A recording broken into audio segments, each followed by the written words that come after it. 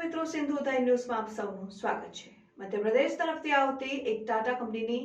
LPG gas ભરવાના container વાળી ગાડીમાં ભારતીય બનાવટનો ઇંગ્લિશ દારૂ ભરીને લવાતો હતો, જેને કતવારા પોલીસ દ્વારા ઝડપી પાડવામાં આવ્યો। કતવારા પોલીસે ખંગેલા ચેકપોસ્ટ ઉપર વાહન ચેકિંગ કરીને અસરકારક પરિણામલક્ષી દારૂબંધી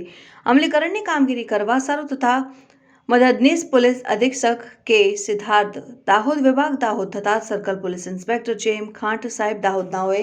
આપેલ માર્ગદર્શન હેઠળ કતવારા પોલીસ સ્ટેશનની બોર્ડર અડીને મધ્યપ્રદેશ તરફથી હાલમાં પ્રોહિબિશન બુટલેગરો ઇંગ્લિશ દારૂનો જથ્થો વાહનોમાં ભરીને દારૂમાં ઘુસાડે તેવી પૂરેપૂરી શક્યતા હોય અસરકારક ચેકિંગ નાકાબંધી કરવા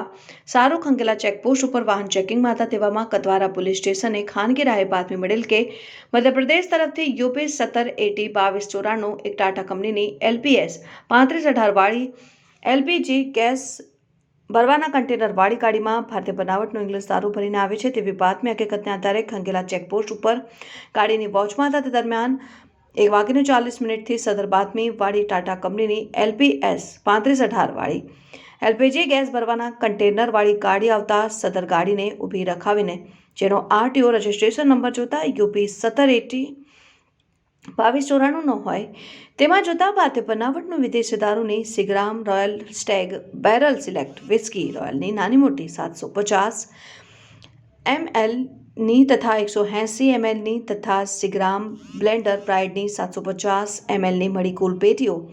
નંગ 975 જેની કુલ કિંમત ₹53,28,000નું પ્રોહિબિશન મુદ્દામાલ તથા ટાટા કંપનીની એલપીએસ 3518 વાળી